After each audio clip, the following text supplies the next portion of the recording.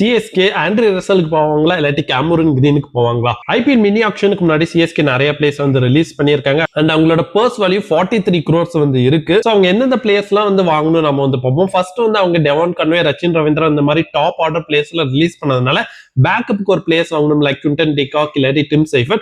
எப்படி இருந்தாலும் இப்போதைக்கு ஓப்பனர்ஸ் வந்து ஆயுஷ் மாத்ரே, சஞ்சு சாம்சன், ருத்ராஜ் கேக்வாட் இருந்தாலும் ஒரு பேக்கப் ஆப்ஷன் வேணும். அதுக்காக இவங்களை இருந்து எடுக்கலாம். முக்கியமா பினிஷர்ஸ் போன சீசன்லயும் பினிஷர்ஸ்ல தான் வந்து தன்னார்னாங்க. இப்ப ஜடேஜாவும் இல்ல, அதனால அவங்க வந்து Andre Russell, Glenn Maxwell, Liam Livingstone, Cameron Green இந்த மாதிரி பிளேஸ்ல யாரோ ஒருத்தர் வந்து டார்கெட் பண்ணலாம். இதுல அதிக சான்ஸ் கேமரூன் கிரீன் தான் நல்ல ஃபார்ம்ல வந்து இருக்காரு.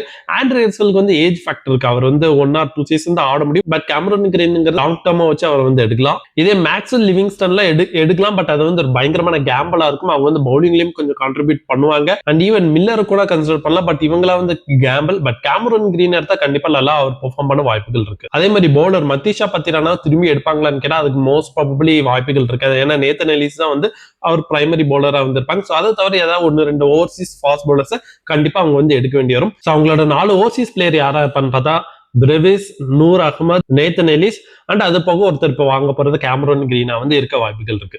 நீங்க என்ன நினைக்கிறீங்க? சிஎஸ்கே எந்த பிளேஸ் வாங்கினா நல்லா இருக்கும்னு கமெண்ட்ல சொல்லுங்க.